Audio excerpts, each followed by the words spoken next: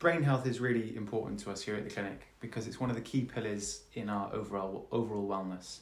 So in this video, we're going to cover a few areas and give you some self-assessment techniques that you can establish a baseline of your current overall brain health, be able to monitor your progress in the future, and give you tips and tools to train your brain to be the best that it can be.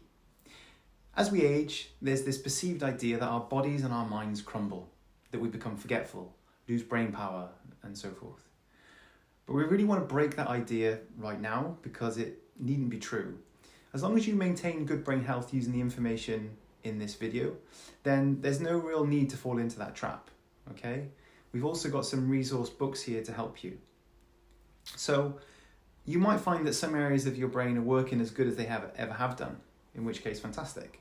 But on the flip side, we want to identify any areas of the brain that may not be working quite up to scratch, whatever age you are, so that we can begin to make some changes and understand where it is you're at. So it doesn't matter how big or small you think these issues are, we really need to grasp that things are changing now so that we can stop it in its tracks before it becomes too late, okay? So we're going to go through some questions to consider. So get out a pen and paper, take your time, go through this next section and write down the answer to all these following questions.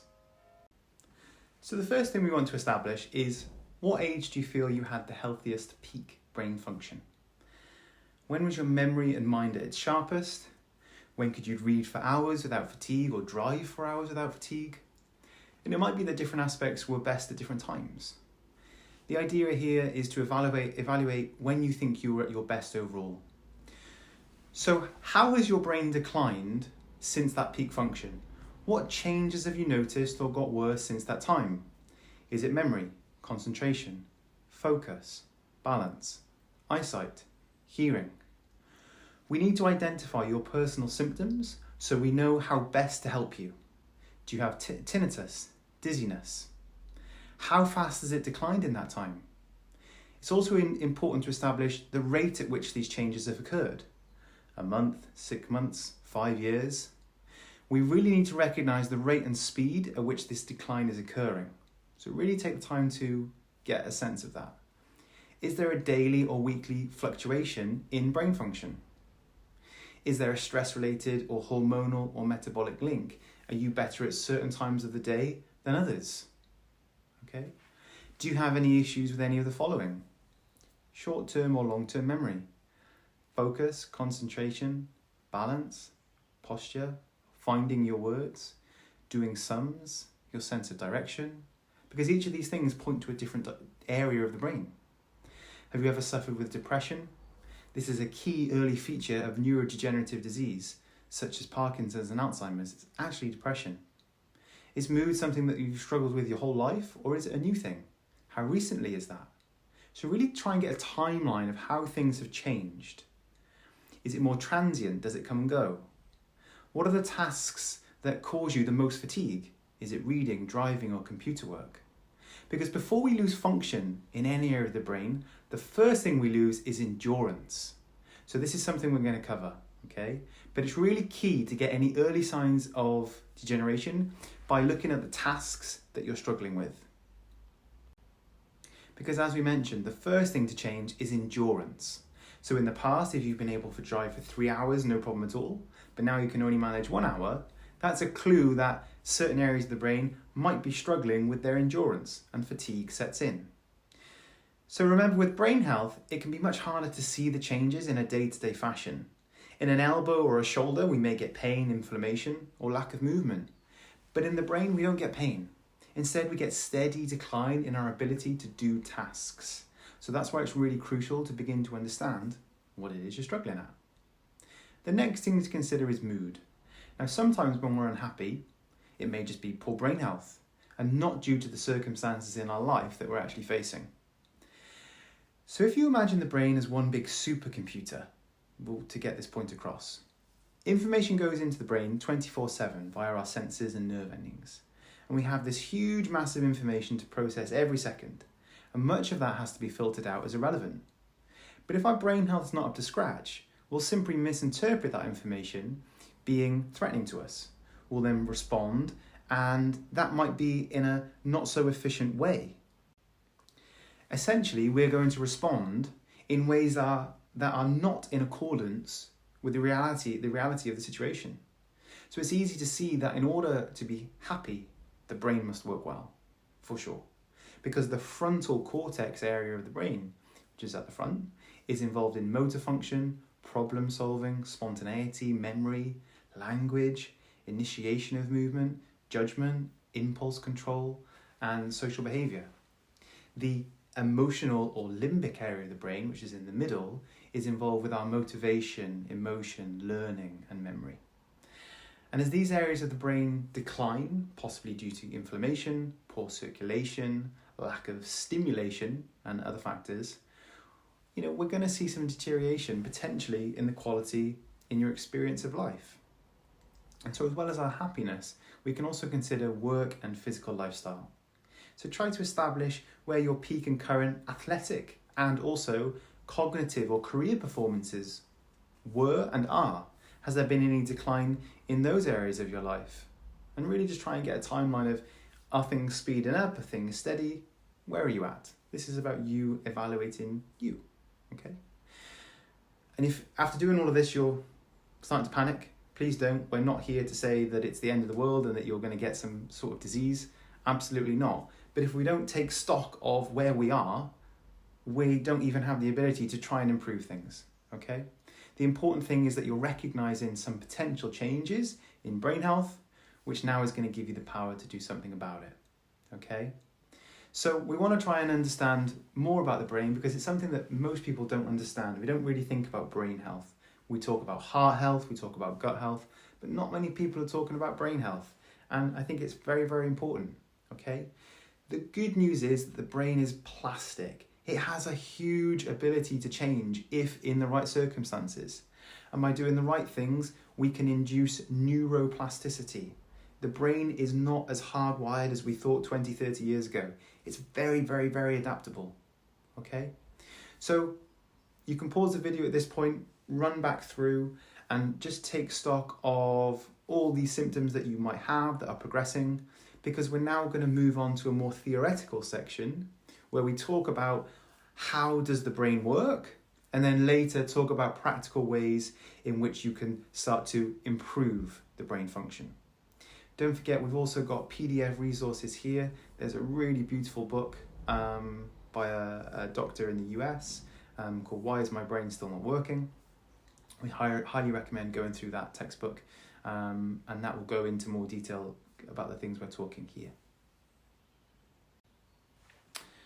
Okay, so we're going to talk a little bit about the brain.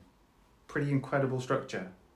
Typically weighing just 2% of our body weight, but uses 20% of our oxygen and energy intake. Okay, it contains 86 billion neurons, each one linking to 10,000 other neurons. And is actually 73% water. 25% of our body's cholesterol is based in the brain and holds those cells together. Anyone that tells you that cholesterol is bad, it's not bad. Without it, our brain function declines and it forms the cell wall of everything in your body. It's very, very important, okay? These neurons send messages at 268 miles an hour. And the blood vessels in our brain alone, if we outstretch them, would cover 400 miles in length.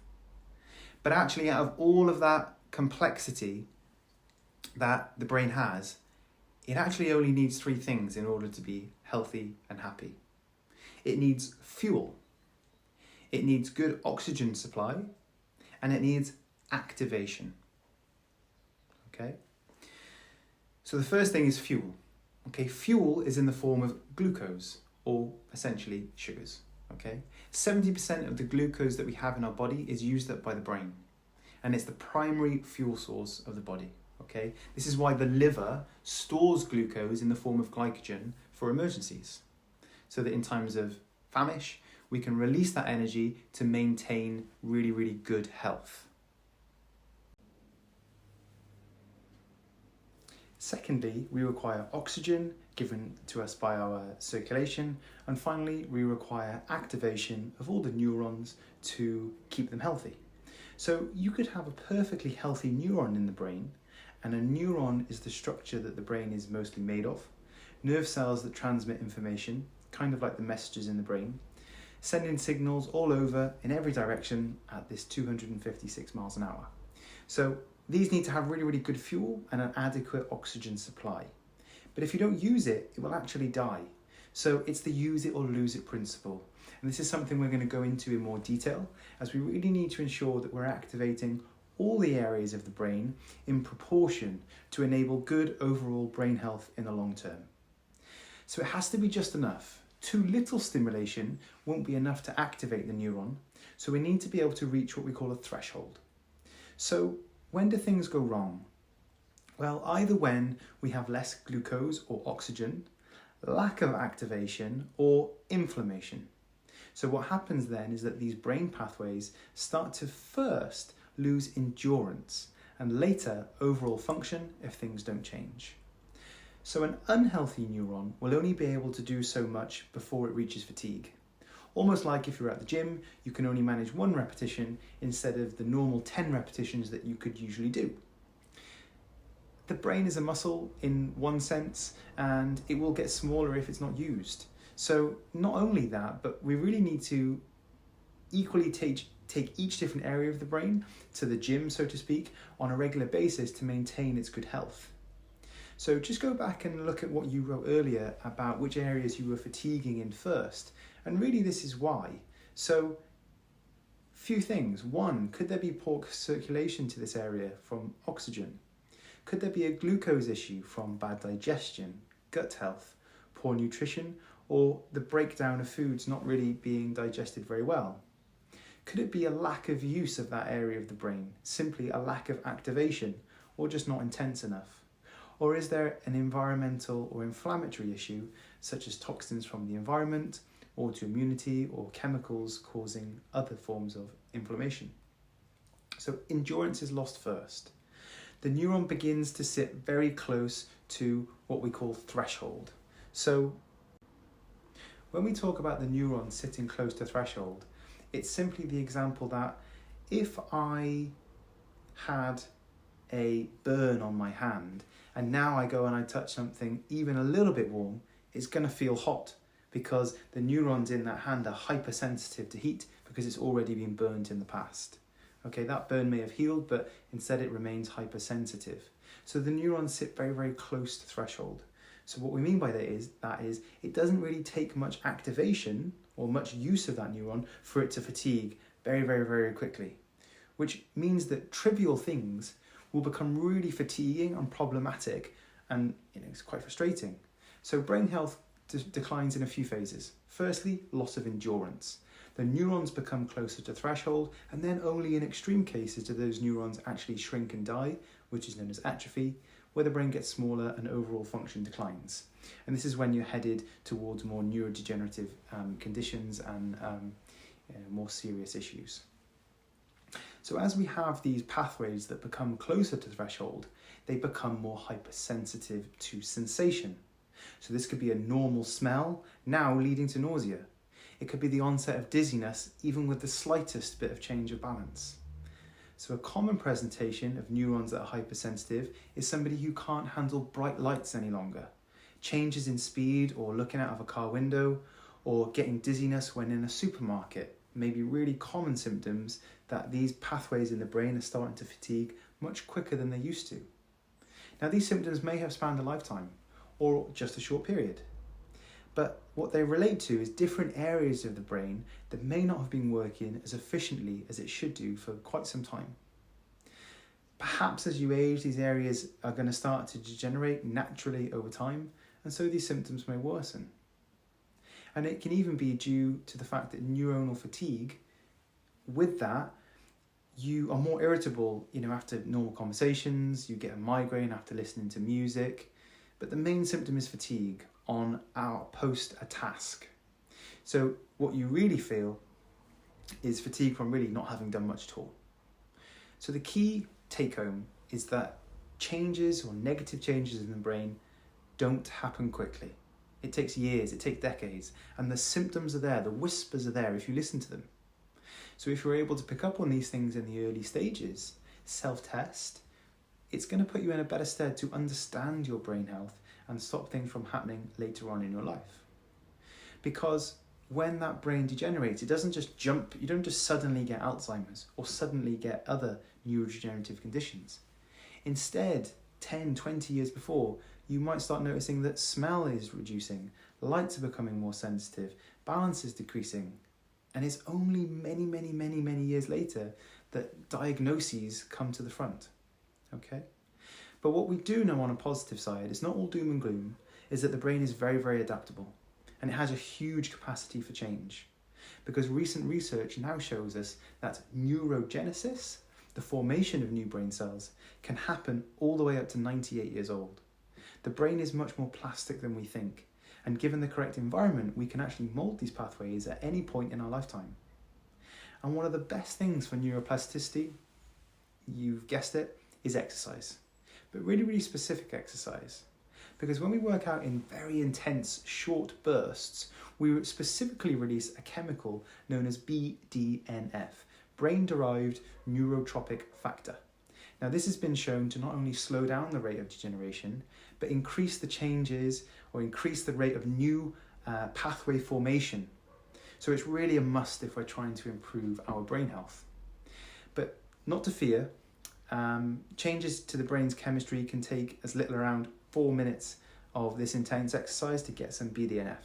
And it doesn't matter what you do, it just needs to be really hard. Okay, around 4 minutes long, as hard as you can. You should be really struggling, out of breath, and finding it tough to do this. You could skip, do squats, star jumps, lunges, it doesn't matter. We could work for 30 seconds, have 10 seconds off, and repeat that 6 times, getting us to the 4 minutes. Heart rate must be high, and you really must be out of breath. So this is not a workout for fitness. It's not, although it may get you some fitness benefits in that short space of time. We're simply looking to get the release of BDNF. Because you have to consider the quote that, can you ever get well in the same environment that made you sick in the first place? So by releasing BDNF, you're setting the scene of neuroplasticity. It's getting the best environment possible to help your brain get better. So remember the 3 things that we need: glucose, oxygen, and activation. So we need to now ensure correct glucose delivery to the brain, and then we have the perfect formula to start our exercises to activate the brain as we go along. So we're going to cover all the bases.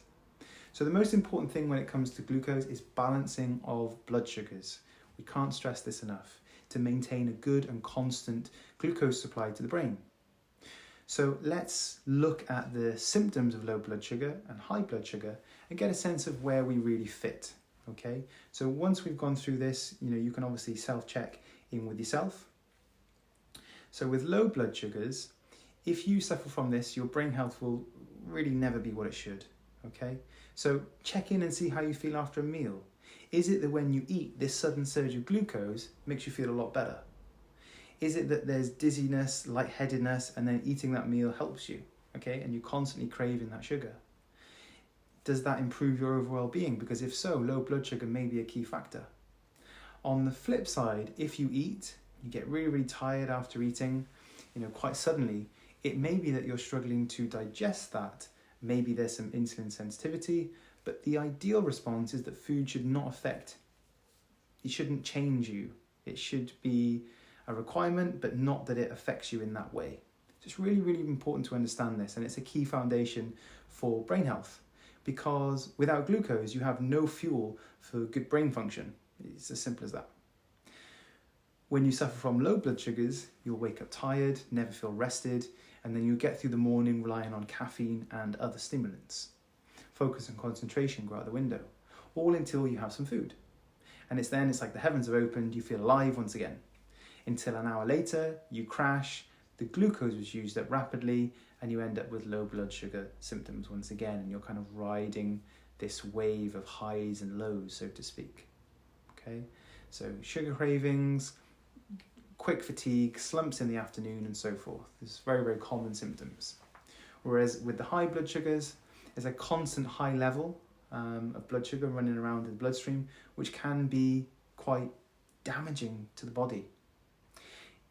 Many hundreds of years ago, about 1700, the average consumption of sugar was about £4 a year. And in 2009 in the US, it was reported that people were consuming around £0.5 a day. So it just shows the rate, exponential increase in sugar consumption over time. In 1970s, 1980s, low fat was all the rage, and fat was determined to be the cause of heart disease back then, which is what it was thought at the time.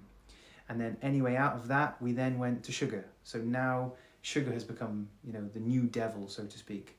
And since all of these things, rates of disease have really skyrocketed. And really, it's overconsumption of sugar. Sugar itself is not the devil, but it's the excess that we have. The refined sugar really cause what's called excitotoxicity. And so this is a process that happens when there are levels of particular things within the blood, such as glutamate and other things, that are very excitatory.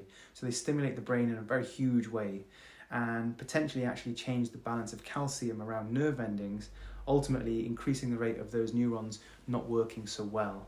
So high blood sugars is really not a good thing, okay? And it can really start to cause some symptoms down the line, affecting joint pain, hormonal issues, inability to lose weight, depression, lots of bad stuff, okay? And this is where we see that when we're eating, we're getting fatigued immediately after because the blood sugar is high and we're spiking it even higher, okay? The final thing was to look at oxygen because, of course, the brain needs good circulation, okay? And the best telltale sign of poor brain circulation is an effect of how cold you are, okay? Cold hands and feet is a common symptom, as well as being a sign of poor metabolism, could link to poor brain circulation as well.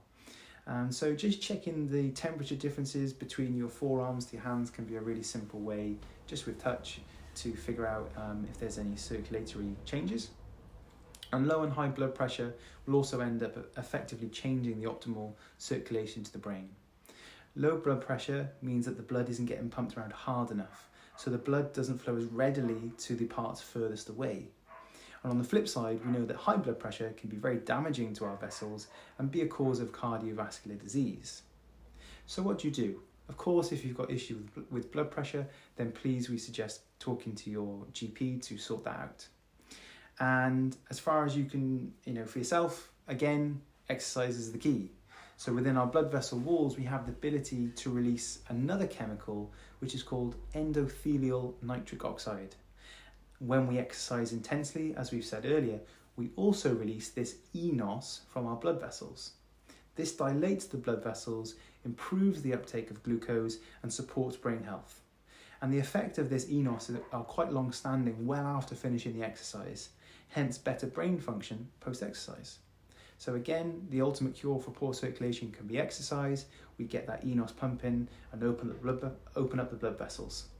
The second thing, of course, is using the cold therapy from the other videos, which is going to cause a natural constriction and dilation of blood vessels, improving circulation overall. And then finally, of course, we need to talk about stress, a key topic, okay? High levels of stress simply mean that we secrete a high level of what's called cortisol, which is our stress hormone. And multiple studies have shown the damaging effects of high, consistent cortisol levels to the brain over time. And we can all appreciate that lifestyle factors that cause stress, work, money, relationships, all these things will play a role. But we also need to consider the effect of these high or low blood sugars as another stressor onto the body. So in the later sections, we're going to look at some simple hacks to reduce those stress levels and get back in control of your life. And you can also look to the pain management section at vagus nerve stimulation to do this also, okay? And then also we want to consider inflammation, or more so brain-based inflammation. So generally when we think of inflammation, we think of arthritic joints, but brain inflammation is much more of a silent issue. We don't get pain, instead we get different types of symptoms because the brain is void of nerve endings that can lead to the sensation of pain. We can't get brain pain, but what we can get is symptoms: brain fog, fatigue, memory changes, balance changes, the sensitivity to the light, increased neurons being closer to that threshold like we talked about. And the brain has two main types of cell. It has these neurons, and it has immune-based cells, which are known as glial cells. And these are really kind of like the gatekeepers of the brain. When these turn their function into more of an immune-based role, then brain-based inflammation gets turned on. Now, for every neuron that the brain has, it has 10 glial cells. And so it has a lot of glial cells. Now, inflammation is a good thing, okay? We would never repair from injury without it. But if our brain is having an immune reaction to the perception of danger when in reality there isn't one, which can happen when you've had infections or concussions and traumas and things such as this, then this glial activation can really speed up the rate of brain degeneration. So on a normal basis, these glial cells are very protective, cleaning up dead neurons, and they become activated to do that. But sometimes those glial cells can be switched on almost for too long. So concussion, infections, really the two main causes of this over time, as well as poor circulation, glucose changes, and the other factors that we talked about. And we're going to look in a little bit about how to potentially treat this. Okay, so it's time to talk about solutions. So number one, maintaining these good blood sugar levels. Okay, so if low, we need to make sure that we're eating much more regularly, every 2 to 3 hours, making sure that we get protein at breakfast, potentially a protein or fat-based snack between meals. We want to try to avoid sugars and use this high protein or fat snack just before bed to stop your blood sugar crashing down in the night. So we're eating for regularity, not for hunger. If it's high, of course, we want to reduce the amount of carbohydrate or refined sugar intake. Monitor our portion sizes. For low blood sugars, we can consider supplementing with coenzyme Q10 or L-carnitine. And for high blood sugars, certainly zinc with quercetin, magnesium, alpha-lipoic acid, and something known as myo-inositol are very good to help regulate that. Also, something as simple as adding cinnamon to dishes can be really helpful to manage that blood sugar level. The next crucial thing to do is to manage this fight or flight or stress response in the body, the kind of rest and digest type system we want to activate more so. Okay, so simple things, scheduling some time each week for yourself where you have no commitments, tasks, appointments or responsibilities. We need no stimulus, we need complete void of anything. No one really does this, and just give themselves empty time to just be. Okay, really important if you're going through an inflammatory brain process. You can think of it as active rest, the process of actively doing nothing and working on yourself.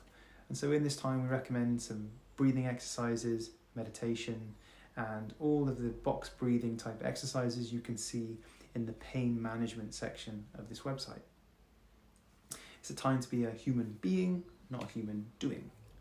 And so there's no reason that most people can't just find half an hour, 40 minutes a week just to have some downtime. Okay, so look to your calendar. If you really want to be well, often it means changing the setup of day-to-day life. So can you change your schedule to suit you better? Is there a way that you can alter your day to maximize the rest time that you need? Maybe there is, maybe there isn't.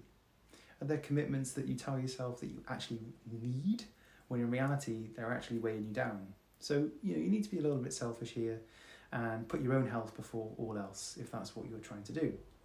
And if not, well, you're going to be able to complete these current tasks, but it's a consideration that things need to change. And so we want to look to activate this vagus nerve, the driver of the rest and digest type system. So we can use any breathing exercise where we're breathing out for longer than we're breathing in. In for 3, out for 6. It's very common to do box breathing where we do 4 seconds in, hold for 4, out for 4, hold for 4. We can do this for around 5 minutes. Really simple stuff. Okay. Gargling, simply gargling of water for 1 to 2 minutes, is a strong activation of this nerve because it controls the muscles in the back of the throat. Similarly, humming, singing, and these type activities. This is why in Eastern traditions, the Om The hum, the low tone of that is actually very calming to the nervous system. And acute cold exposure, as we've talked about already. Cold exposure through cold showers really stimulates not only dopamine production, but it causes this brain vagus nerve to activate, okay? And also balance-based exercises, simply practicing standing on one leg, believe it or not, can be quite helpful. And then really low intensity exercise, yoga, walking in nature, meditation, journaling, all really good things to just try to do within this time span, okay? Of course, we can consider some adaptogenic herbs, which can be helpful to monitor a stress response. And these are things such as ashwagandha, ginseng, and rhodiola are really common, and just herbal things that can be done to try and mitigate this stress response in the short term. We also talked about activation of these glial cells, these immune-based cells in the brain. And the number one thing for this is intermittent fasting, which is something that you can ask us about in clinic. But longer periods of intermittent fasting are the number one thing to promote autophagy, which is the cleaning up of dead cells, and to allow these glial cells to ultimately switch their function from immune to back to protective. It's quite a hard thing to do. There are many other things that you can help do to promote this.